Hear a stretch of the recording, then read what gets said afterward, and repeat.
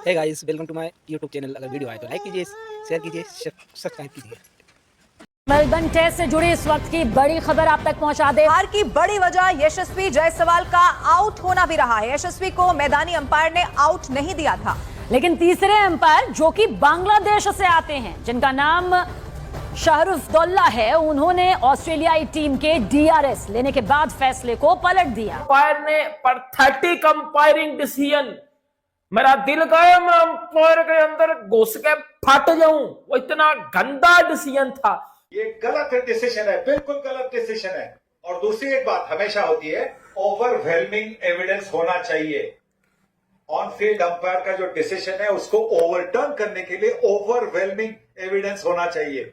क्या वो overwhelming evidence था? नहीं। जायसवाल आउट नहीं थे। ऑस्ट्रेलिया की खुलेआम बेईमानी कैमरे में कैद हुई। दर्शकों को पसंद नहीं आई। लगातार वहां पर चीटिंग के नारे लग रहे हैं। और रिप्ले में स्निकोमीटर पर कोई स्पाइक नहीं दिखा, लेकिन डिफ्लेक्शन के आधार पर बांग्लादेशी एम्पायर चीटर क्योंकि मेलबर्न मैदान पर हो गया बड़ा हंगामा। पहले लोकेश राहुल और अब यशस्वी जायसवाल। जी हाँ, अंपायर तेरे में अंदर घुसता हूं, वो नॉट आउट था। मैं बताता हूं वो किस तरह नॉट आउट था। वो तो नॉट आउट था, वो तो पक्का नॉट आउट था। जायसवाल नॉट आउट था। तो भैया भारत तो ये मैच हार चुकी है, लेकिन यशस्वी जायसवाल को जिस तरीके से गलत डिसीजन दिया गया, वहां पे बांग्लादेश का अंपायर था और उसने यशस्वी जायसवाल को आउट दिया। और जबकि कैमरे में साफ साफ दिख रहा था, पूरा दुनिया, पूरा ऑडियंस देख रहा था कि ऑस्ट्रेलिया सरासरी बीच पिच पे बेईमानी कर रहा है। और इस पे बीसीसीआई ने बड़ा सवाल उठाया है। आपको पता है कि सुनील गावस्कर भी वहां पर बोल रहे थे चीख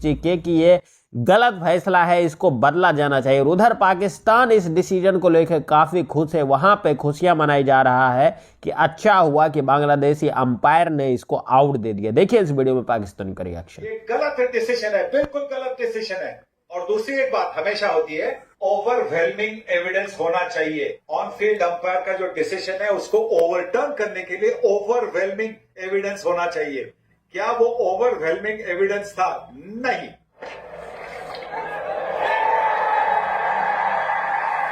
बिल्कुल। और ये लग रहा है स्निको 6 बॉलर है आज ऑस्ट्रेलिया के लिए। ये रूल जो है ओवर रूल करने के लिए डिसीजन, मतलब थर्ड एम्पायर जो है वो कन्विंस होना चाहिए कि ये कंक्लूसिव एविडेंस है कि मुझे लगता है कि ये आउट हुआ है। और उसने ये कहा है अंपायर को जो बीच में कि मुझे कंक्लूसिव एविडेंस है कि इधर लगा है बैट को। और अगर उनके हिसाब से थोड़ा जो ट्रेजेक्टरी था, उसका जो एंगल था वो चेंज हो गया।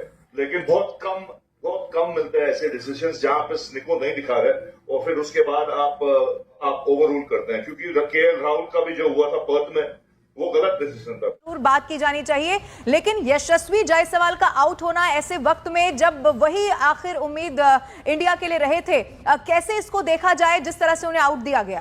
अजीबोगरीब घटना थी, क्योंकि मैं कम से कम 20 साल से क्रिकेट कवर कर रहा हूँ सबीना। और जो रूल्स होते हैं, जब टेक्नोलॉजी है वहाँ पे और रूल्स हैं कि जो स्नोकोमीटर है वहाँ पर अगर आवाज कोई कैच नहीं किया स्नोकोमीटर ने, तो आप किसी बैट्समैन को आउट नहीं दे सकते हैं। बॉल डिविएट हुआ, थर्ड एम्पायर ने ये भी देखा बॉल डिवेट हुआ है बैट पे लगने के बाद, लेकिन क्योंकि स्नोकोमीटर सबसे लास्ट आपके पास फैसला लेने के लिए एक इक्विपमेंट होता है और उस इक्विपमेंट पे ही भरोसा किया जाता है। अब दूसरा इंसिडेंट अगर आप देखें, जब आकाशदीप को आउट दिया गया वहां पे स्नोकोमीटर का इस्तेमाल किया गया, लेकिन जब यशस्वी जायसवाल को आउट दिया गया तो वहां पे स्नोकोमीटर ने कोई आवाज कैच नहीं की थी। उसके बाद भी जो थर्ड एम्पायर है उन्होंने आउट दे दिया।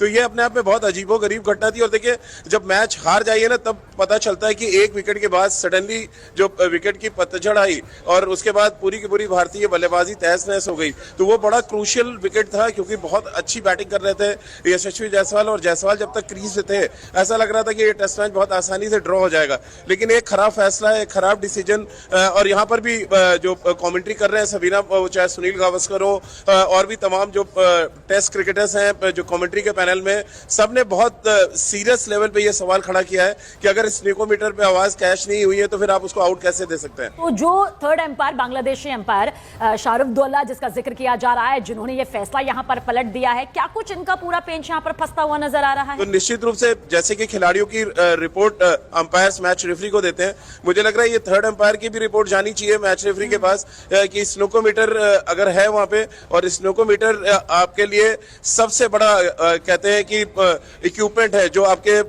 एजेस को पकड़ता है। अगर वहां पे आवाज नहीं आई है, अगर स्नोकोमीटर ने आवाज नहीं पकड़ी है, तो फिर आप उसको आउट कैसे दे सकते हैं? तो ये आप चेक करते हैं, उसमें कुछ डिटेक्ट नहीं हो तो फिर आप आउट कैसे दे सकते हैं? और इसीलिए ये बड़ा सवाल है कि यशस्वी जायसवाल को जिस तरह से आउट किया गया वो कितना सही था, और अगर गलत था तो फिर इस पर आगे क्या होना चाहिए? अंपायर्स ने सबसे बड़ा, देखो ऑस्ट्रेलियंस क्या करते हैं भाई, ऑस्ट्रेलियंस चीटर हैं, ये सबको पता है, वो चीटर हैं, लेकिन वो जीत चुके हैं। वो चीटर हैं, चीटर, हर बंदा जानता है वो चीटर हैं। वो चीटिंग करेंगे, वो स्लैज करेंगे, वो गालियां देंगे, वो हर किस्म का जोर आजमाएंगे, लेकिन वो आपको मैच में इन आने नहीं देंगे। वो चीटिंग थी, वो अंपायर ने पैथेटिक अंपायरिंग डिसीजन, मेरा दिल कहे मैं अंपायर के अंदर घुस के फट जाऊं, वो इतना गंदा डिसीजन था। वो डिसीजन नहीं था, वो मैच मरा भाई। वो जिस अगर वीडियो अच्छी लगे तो लाइक कीजिए, शेयर कीजिए, सब्सक्राइब कीजिए और हाँ बेल आइकन दबाना न भूलें।